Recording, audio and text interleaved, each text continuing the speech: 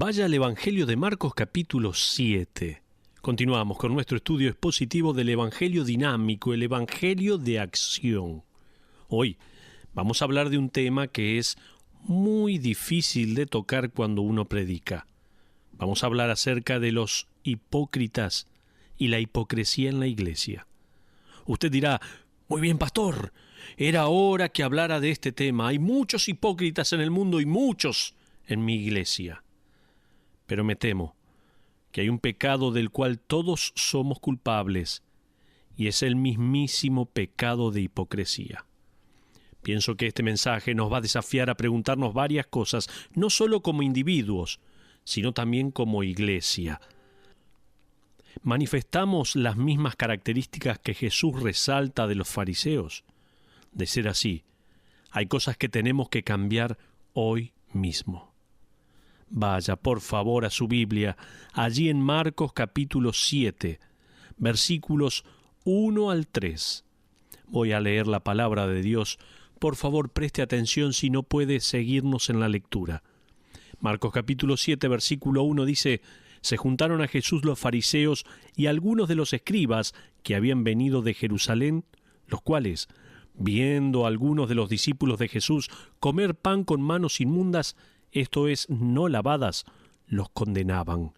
Porque los fariseos y todos los judíos, aferrándose a la tradición de los ancianos, si muchas veces no se lavan las manos, no comen. Por ahora la lectura está ahí. Los ancianos en este último versículo no se refiere a los líderes de la iglesia, sino a los antepasados y las personas avanzadas en edad. Continuemos con el versículo 4.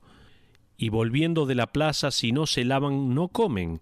Y otras muchas cosas hay que tomaron para guardar, como los lavamientos de los vasos de beber, y de los jarros, y de los utensilios de metal, y de los lechos. Pienso que una de las tres características que Jesús va a revelar al quitarle la máscara a estos hipócritas es que sus actitudes estaban enfocadas en lo que hacían, en lo externo, y no en la pureza interior. Estos versículos hacen referencia al lavamiento de manos del que los fariseos estaban tan enojados. Si usted ha escuchado nuestro estudio previo del Evangelio de Marcos, entonces sabrá que Jesús se enfrentaba a los fariseos y los confrontaba una y otra vez. Estas confrontaciones, por lo general, tenían que ver con el mismo problema. Jesús no obedece las tradiciones. Él es diferente, él es rebelde, dicen algunos. Él no cumple con el status quo de la adoración. Esta confrontación que vamos a ver hoy en Marcos y Lucas es probablemente la más amarga que vemos con estos hombres. Ahora, tenemos que comprender de qué se trataban estos lavamientos de manos. Los judíos se contaminaban al tocar algo que no era considerado puro bajo los estándares ceremoniales. Así que estos fariseos, antes de comer y con frecuencia, antes de siquiera entrar a sus casas, pasaban por este ritual. Este ritual no tenía nada que ver con lavarse las manos por higiene personal, sino con cumplir una tradición. Los fariseos tomaban una tinaja de agua o una especie de jarro, se arremangaban para prevenir que las mangas se mojaran, y con una mano levantaban el cántaro y dejaban caer el agua por la mano hasta que llegara al codo y caía en tierra. Luego se limpiarían la palma de la otra mano. Después, con la mano hacia abajo, echarían más agua de manera que goteara por sus dedos. Luego harían lo mismo con la otra mano. Se trataba de un ritual muy detallado y ellos se aseguraban de pasar por todo esto antes de tocar bocado. Cuando los fariseos volvían del mercado, muchas veces se darían un baño total. Esto lo hacían porque en el mercado seguramente habían rozado hombros con algún gentil, o tocado un animal muerto, o hecho algo que los declararía inmundos entre algunas de sus cientos de tradiciones. Ellos querían asegurarse de que todo estaba bien.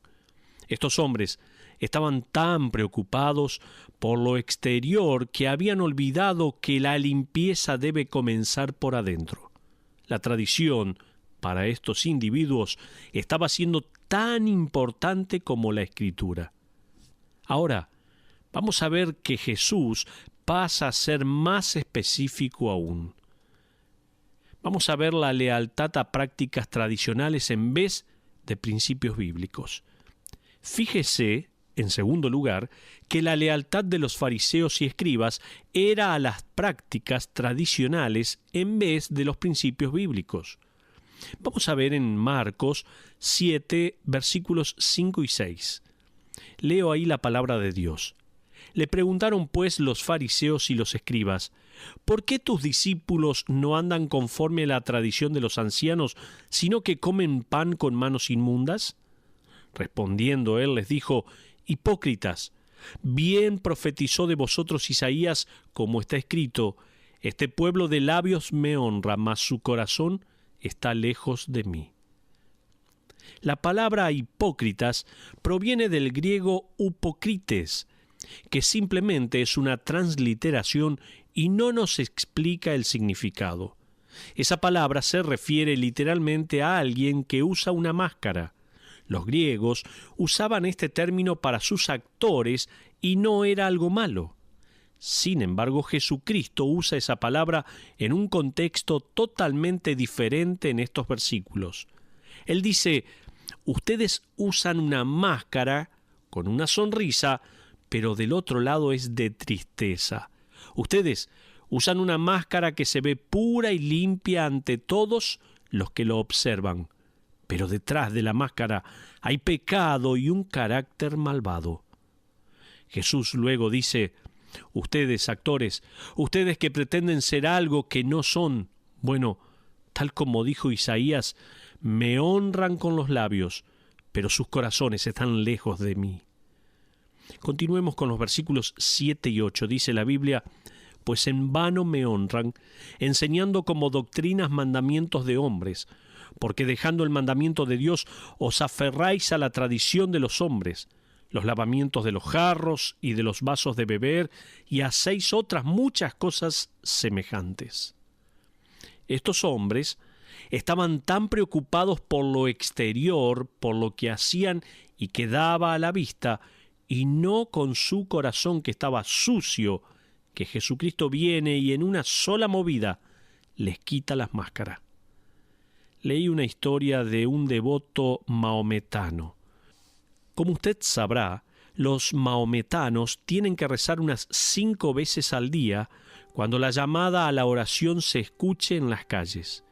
Este maometano era muy devoto y llevaba siempre consigo una pequeña alfombra para arrodillarse a orar. Pero en la otra mano, él llevaba un cuchillo y estaba persiguiendo a alguien que quería matar. Justo cuando había levantado el cuchillo para matar a ese individuo, se escuchó por toda la ciudad la llamada a la oración.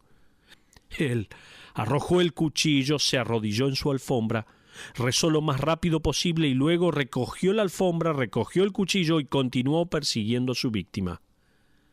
¿Es exagerada esta historia, pensará usted? Sí, lo es. Pero Jesucristo le está diciendo a estos fariseos y escribas que ellos básicamente están haciendo lo mismo que acabo de comentar. Están tan preocupados con que sus oraciones sean en el tiempo de la oración, están tan preocupados porque la gente los vea como puros y justos, pero en sus corazones son unos malvados y asesinos. Veamos la progresión de estos sujetos. Es igual de peligroso en la actualidad, se lo puedo asegurar. Fíjese nuevamente en Marcos 7:7 y fíjese qué es lo que enseñan como doctrina. Pues en vano me honran, enseñando como doctrinas mandamientos de hombres. Ahí está. Ellos igualan su tradición con la doctrina, ¿se da cuenta? Ese es el comienzo de la cuesta abajo. En el versículo 8 dejan de lado la palabra de Dios porque dice, porque dejando el mandamiento de Dios. En el versículo 9, ellos rechazan la palabra de Dios. Bien invalidáis el mandamiento de Dios para guardar vuestra tradición, dice la palabra. Y en el versículo 13, fíjese, ellos obstruyen la palabra de Dios. Porque dice la Biblia, invalidando la palabra de Dios con vuestra tradición que habéis transmitido. ¿Se da cuenta? Lo primero que hicieron fue dejar de lado la palabra de Dios. Luego la rechazaron y finalmente no permitieron que la palabra de Dios llegara a los corazones de personas e impactara sus vidas. Ser un religioso hipócrita es algo muy peligroso. El poner las tradiciones de hombres, de la iglesia o de lo que sea a un nivel igual o superior a la palabra de Dios y luego enseñar eso como si tuviera la misma importancia es algo muy peligroso. Permítame darle las diferencias entre la verdad de Dios y la tradición del hombre. La verdad de Dios va a producir una fe interna, o sea, Dios va a obrar de adentro hacia afuera. El hombre va a producir formas externas, o sea, de afuera hacia adentro. El hombre va a decir, si podemos lograr que usted haga ciertas cosas, si podemos lograr que su apariencia sea de cierta manera, entonces sabremos que se está purificando. Eso es completamente falso. Uno debe comenzar por adentro, tal como dice Proverbios 4:23. Sobre toda cosa guardada, guarda tu corazón, porque de él mana la vida. También, la verdad de Dios provee principios y libertad. Dios tiene un currículum único en desarrollar espiritualmente a las personas. En cambio, el hombre tiene reglas y legalismo. El hombre encuentra un estándar y dice, sí, este es el estándar. Ahora todos tienen que ser como esa persona. Es una mentalidad de molde y es una tremenda equivocación. Pero algo más. La verdad de Dios va a producir santidad interna. La tradición del hombre va a producir piedad externa. ¿Se da cuenta la diferencia? Los fariseos eran ejemplos clásicos de piedad externa. Ellos oraban en las esquinas, en la calle. Luego hacían ayuno y se vestían con una vestidura especial y se echaban cenizas sobre la cabeza y con un rostro demacrado, para que todos supieran y dijeran, está ayunando y orando, ¡qué gigante espiritual! Jesús expuso a estos hombres para que todos pudieran ver que sólo eran piadosos por afuera. La verdad de Dios exalta a la palabra por sobre la tradición. En cambio, la tradición del hombre ignora la palabra. Fíjese en los próximos versículos ahora, que las tradiciones de los fariseos y escribas eran motivadas por terquedad y avaricia. Jesucristo va a comenzar a penetrar en esos corazones cerrados.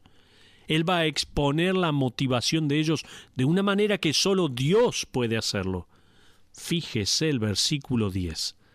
Porque Moisés dijo, honra a tu padre y a tu madre, y el que maldiga al padre o a la madre muera irremisiblemente.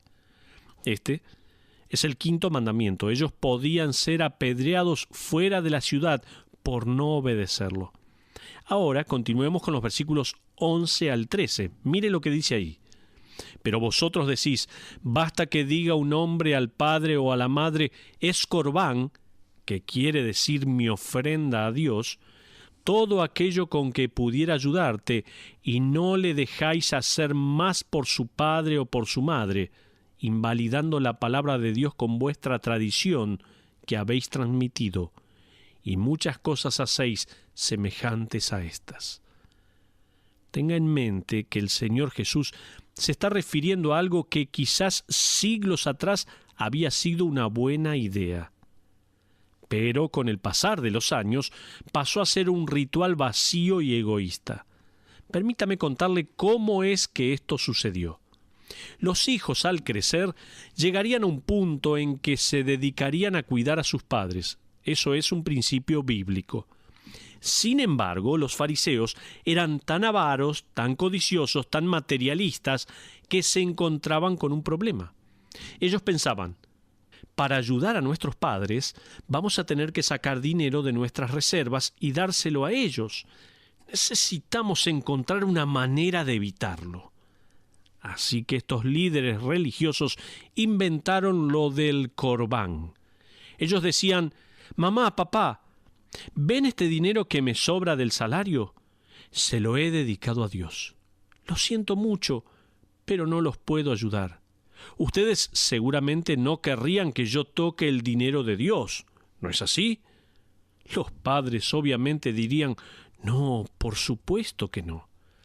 Así que los fariseos comenzaron con esta práctica que en realidad era robarle a sus padres. Esquivaron todo lo que era bíblico. El quinto mandamiento era el de honrar a los padres, y como ellos no lo hacían, dedicaban todo lo que sus padres necesitaban para vivir a Dios. Ellos dirían: «Esto le pertenece a Dios, no puedes tocarlo». Los padres no podían discutir eso. Así que la motivación de los fariseos era egoísta y, a mi entender, motivada por la codicia. Ahora, en Marcos 7:4, el pasaje que leímos hace un rato se refiere a estos individuos y menciona el lavamiento de vasos, jarros y utensilios de metal. Permítame compartir con usted algo que leí el otro día. Le pido disculpas por leer esto, pero para mí fue maravilloso descubrir cuán detallistas pasaron a ser en estas tradiciones. Lo que comenzó con el Antiguo Testamento como un principio de higiene y limpieza, pasó a ser una regla dentro de otra regla. Ahora, permítame hacer una introducción de esto recordándole que el Mishnah era una compilación de todas las tradiciones de los fariseos y ancianos. Escuche estas tradiciones que el Mishnah daba de manera específica. Dice así: «Desde luego que los utensilios y vasos pueden contaminarse con mucha facilidad. Pueden entrar en contacto con una persona inmunda o con comida inmunda.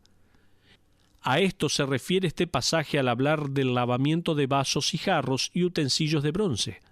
Ahora, en el Mishnah hay al menos una docena de tratados en cuanto a este tipo de impureza.